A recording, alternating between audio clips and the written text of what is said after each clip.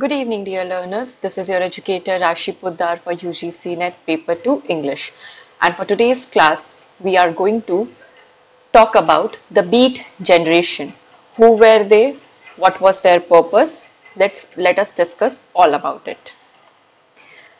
To start with, Beat generation was a literary and cultural movement, and it emerged in the United States in the late 1940s and 50s, centered on a group of writers who rejected mainstream values and experimented with literature, spirituality, drugs, sexuality and social norms. So basically group of generation जो थे ये literary cultural movement से associated एक group था जो कि US में 1940s in the late 1940s emerge होता है और 1950s तक चलता है. These group of writers were centered on these group of writers rejected the centered mainstreams. Like mainstream क्या है कि आपका मेन कल्चर क्या है इन सारी चीजों को, बट ये स्ट्रीट के साइड जो आउट कल्चर है जिसको हम लोग नेग्लेक्ट करते हैं, सब्जुकेटेड पार्ट है जो सोसाइटी का, उस पर ये फोकस करते हैं. इसीलिए इनका नाम भी पड़ता है द बीट जनरेशन, यानी कि the beaten community of the society, the beaten part of the society. इसीलिए इनका नाम है द बीट जनरेशन. ये ऐसे थीम्स को केटर करते हैं अपने वर्क्स में, ऐसे थीम्स के बारे में बात करते हैं जो कि मेन स्ट्रीम वैल्यूज को नहीं, मेन स्ट्रीम वैल्यूज के अंडर नहीं आता है. जैसे कि लिटरेचर के साथ एक्सपेरिमेंट करना, स्पिरिचुअलिटी पे बात करना, ये सब नहीं करेंगे. ड्रग्स पे बात करते हैं ये लोग, सेक्सुअलिटी पे बात करेंगे, सोशल नॉर्म्स, ये जो साइड बिसाइड द रोड वाले जो लोग होते हैं वो कैसे बात करते हैं. तो कहीं ना कहीं ये एक सब्जुकेटेड सोसाइटी की ही बात कर रहे हैं.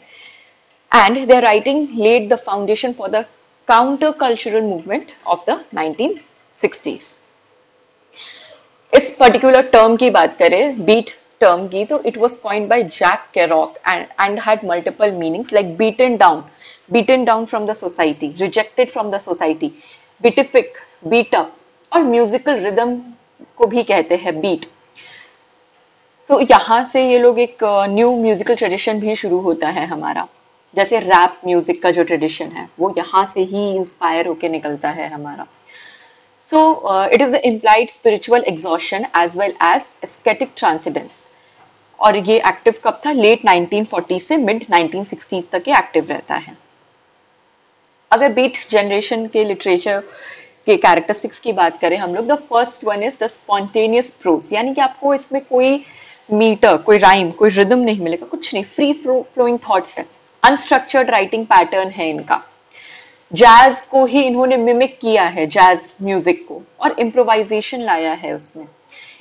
जर्नी मोटिव इनका सिर्फ और सिर्फ फिजिकल और स्पिरिचुअल रोड ट्रिप्स के बारे में बात करना है, यानी कि किसी चीज में मीनिंग खोजना. ड्रग यूज के बारे में बात करते हैं ये, जैसे कि ड्रग यूज को ये अपने एक टूल के तरह यूज करते फॉर एक्सपैंडिंग द कॉन्शियसनेस.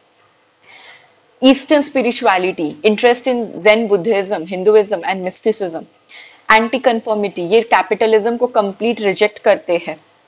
सबर्बिया को एंड मटीरियलिज्म को भी ये रिजेक्ट करते हैं. सबर्बिया एंड मटीरियलिज्म को भी ये रिजेक्ट करते हैं. अर्बन एलियनिएशन इनमें देखने को मिलता है. इनकी जो सेटिंग्स होती है वो उसी तरह की सिटीज की होती है जो कि थोड़ा एलियनेटेड पार्ट है सिटी का. आउटकास्ट पे ये ज्यादा फोकस करते हैं. एक्सप्लोरेशन ऑफ सेक्सुअलिटी, होमोसेक्सुअल हो गया, नॉन ट्रेडिशनल रिलेशनशिप्स, इसके बारे में ओपन डिस्कशंस करते हैं. क्योंकि कहीं ना कहीं ये जो हमारे होमोसेक्सुअलिटी, नॉन ट्रेडिशनल रिलेशनशिप्स है, इनके बारे में लोग ओपनली बात नहीं करते. And they are the beaten part of the society who is left behind.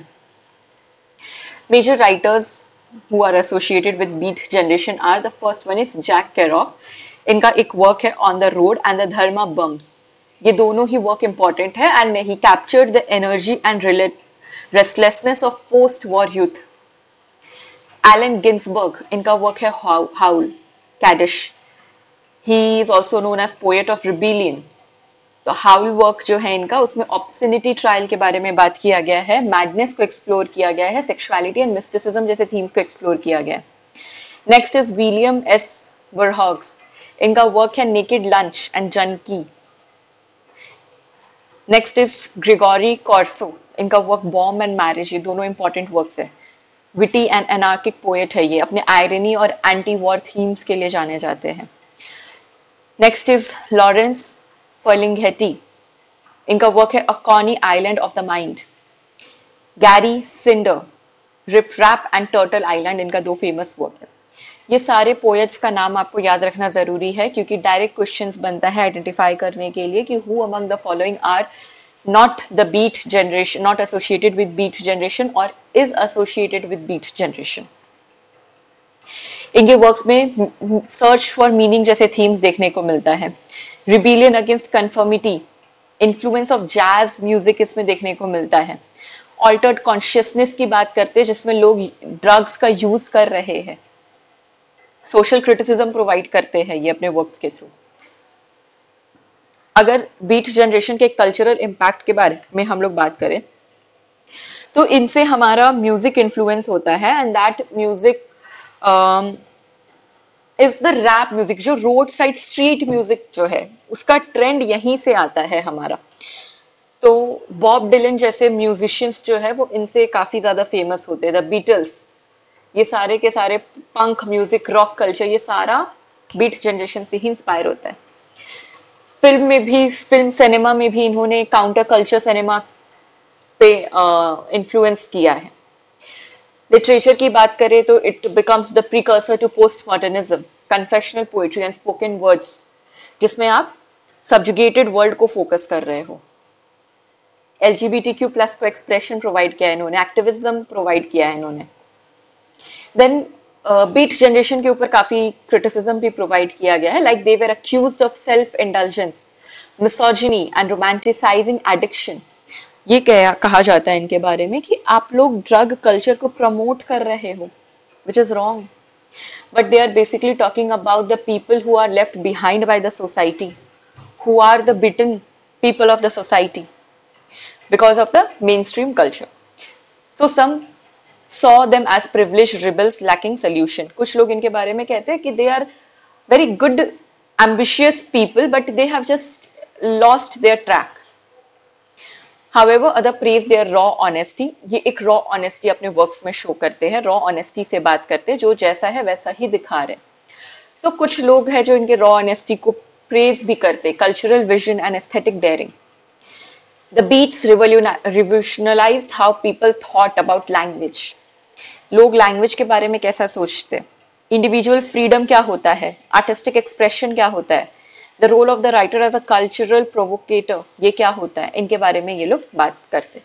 They helped lay the foundation for the 1960s counterculture, hippies and even modern spoken word poetry and slam. Slam poetry हम लोग use करते हैं तो वो यहीं से inspire होके आता है।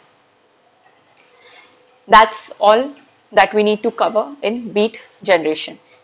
अगर आप इतना कवर कर लेते हो तो apart from this you are not suppose to read anything, इससे बाहर कुछ नहीं आएगा आपका यहाँ से question. Simply identification based question आता है और स्टेटमेंट बेस्ड क्वेश्चन आता है। तो स्टेटमेंट बेस्ड क्वेश्चन को सॉल्व करने के लिए this much information is enough. To get the PDF you can join my Telegram channel, the link is provided in my description. आप वहां से मेरा टेलीग्राम चैनल ज्वाइन कर सकते हो and you will get this PDF there. आपको वहां पे ये PDF मिल जाएगा ताकि आप बाद में भी रिवाइज कर सको। I hope that you all have noted the important points. Now let us end the session. Have a lovely day, learners.